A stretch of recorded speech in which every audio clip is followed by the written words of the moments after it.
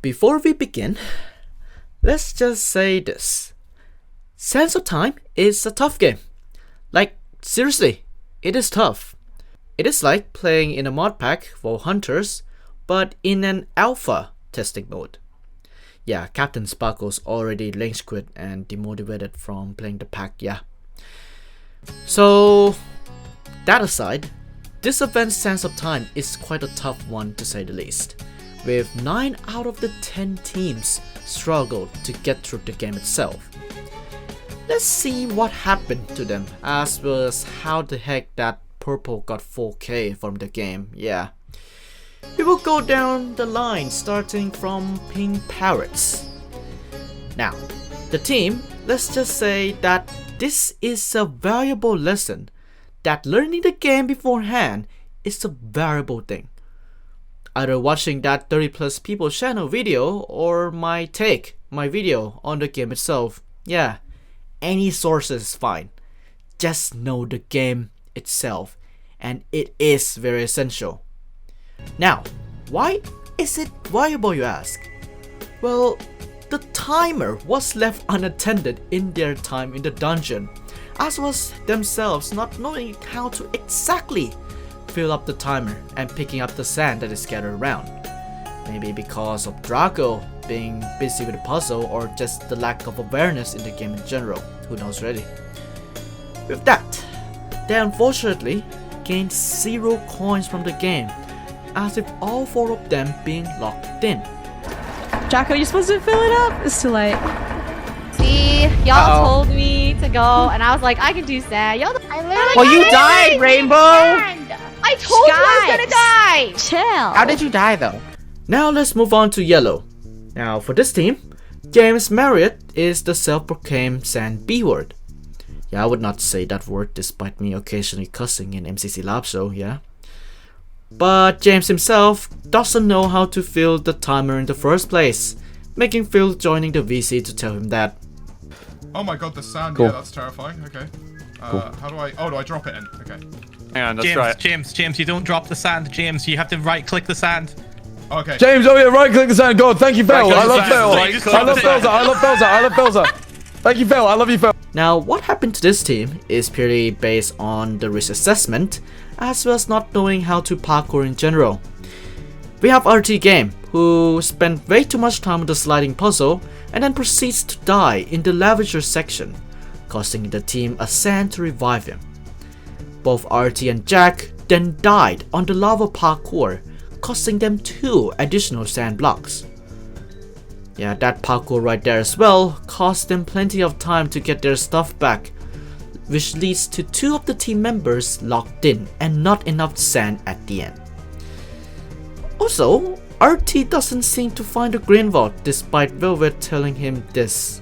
Okay, green vault is I spammed a bunch of blue wool around. Yeah, I spotted it. Yeah, okay, yeah. Okay, I'm running as fast as I can. I have a block of sand too. So yeah, 3 deaths, 768 coins. Yeah, that is really tough. Then we have Green, alongside Kara being very concerned about her resource pack not loading, which become a quote I would say. But aside from that though, this team was all about the lack of experiences in the game. Not Foolish and Kara, but Saikuno and Miyong. Miyong was pretty confused throughout her run, as well as wasting valuable time on that piston reaction time parkour. She however found a green vault key, but doesn't know how to get up to the vault. And with Kara saying not to do it, yeah, it was a bad call. Miyong could have explored more and just see the stairs behind her, yeah. Saikuno on the other hand is pretty confused as well, from not knowing to pick up sand in the beginning to scrambling to find something to do, wasting some time looking at the sliding puzzle and also not exploring a path enough to utilize the path itself. Like he just roam around like a maniac. With that, it was not their run, but it is indeed a safe play with 2 of the members not having played this game before. Orange Ocelots did a little better than them. However, the 2 concerning parties for this were Abe and Anphenom. For Abe, since it is his first time in the game, he was confused throughout the game, but eventually got to know more on how to handle things, but then failed to find the exit. Yeah, the first mistake is to not find the exit with the big exit sign in your face, yeah. And he still says that the game is unintuitive, I don't know, yeah. And for Infinum, well, 3 of the deaths were from them. With him being risky in 2 of the parkour jumps, like those 2 deaths, that's a parkour diff. And 1 being his mismanagement when it comes to approaching the blazes in an intersection room. Again, blazes have a cooldown time and a firing time, and that those times should be known. Oh crap. I died with the coins I had. I didn't have many, but I died with them in lava. Dang it. There's 2 of them. Oh my god. No, I think I'm gonna die again. Again. I dropped the sand. Where? No. Oh, I have to place it. Do you want me to put it in? Yeah, can you place it in right now? So yeah, 3 deaths, 1,422 coins. It was not their game at all. Cyan Coyotes is an interesting one, with them watering to the last second, but eventually did okay somehow. However, besides everyone doing well in the first time, Box didn't, especially in the big lava area where he slipped down the 2x2 platform, costing the team 7 sand blocks plus 1 for his revival, as well as around 200 coins.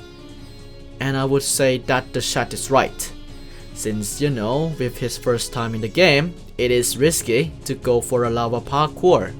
Yeah.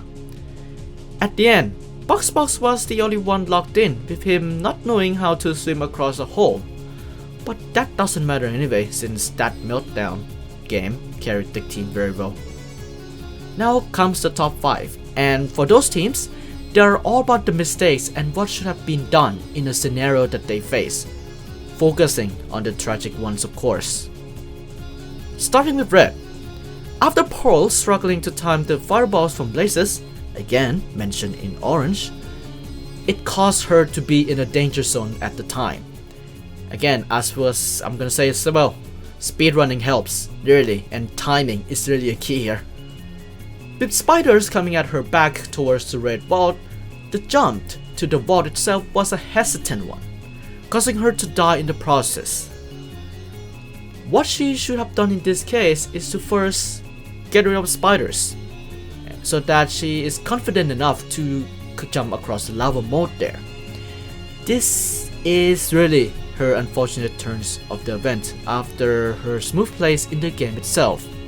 And her going back and retrieving the coins doesn't help either, with no sand left as well as retrieving in them in the lava. Yeah, it costs her another death. Lime Llamas is actually an interesting one, thanks to that Lavager pit moment from Joey that almost killed him. And I would say, you would not expect Joey to carry the game. Yeah, he really carried the game in this one, and he's like one of the top runners in the game. Maybe being a pirate is great after all. But aside from that, Gizzy Gaza was struggling to find his path and coins in the process. Yeah, that's a path diff right there. And Krieg on the other hand sometimes does not place torches before mining, and proceeds to do the way of circling around and mining spawners, then torch. Yeah, it's a weird thing, yeah. But his downfall was, well, flicking literally every freaking lever ever, causing that Lavager to come and bit him. Yeah. So that's why you should be careful when approaching the levers. Like, you don't flick everything, flick it one by one. Maybe for that room only one, and yeah, just move on. So that's the death, but a carry from Joey Josefa. Aquaxolotl's performance was dominated by Ranbu's exploration skills and more, as well as with sandkeeping from MC themselves, and also with Ludwig. But unfortunately, he got locked in because of him not knowing the swim mechanics of Minecraft, as well as with Ray, who is also, confused on the mechanics and the game itself, as well as freaking out on that creeper gate. Oh, you good? Oh, Okay.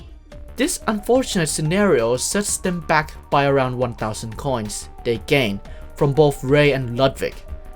Yeah, maybe AMC as a runner may be a wise choice, but yeah, AMC might be too scared to do that, so yeah. Blue Bats was another interesting one, but without any mistakes, they could have been in Dodgebot alongside Purple. However, besides Punk cheesing his way in a room, Elena attempted up lava parkour that caused her to lose her Lyric Vault key, which is really unfortunate, seriously unfortunate. And another unfortunate one is also with Awesome Dude, who decided that the path he was going will lead to reward. But no, it was a dead end, and that the greed come to him because of this. And finally, Purple Pandas.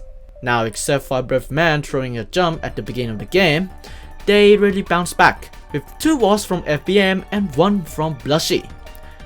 The comms for this team was also spot on as well, with B-dubs being very calm throughout the process, as well as experiences from Blushy and FBM in terms of bot reviewing. This team came out on top despite Impulse and B-dubs' first time in the games. It really proves that sometimes risk assessment is a key here in the game itself, as well as some Minecraft mechanics in there. At the end of the day, Sands of Time is all about how would you approach a certain scenario, as well as taking appropriate risks, depending on your skills and ability to do so. Experiences in Minecraft is also essential as well, with Aqua almost having a good performance as long as Ludwig and Ray know how to swim, as well as place timings in general, which some of the competitors struggle with. And that's the reason why Sands of Time is really a sophisticated game after all. Yeah, maybe in Build Mart is a better choice to choose than this. Thank you for watching, and keep on watching Duechayapol. Thank you guys, bye bye.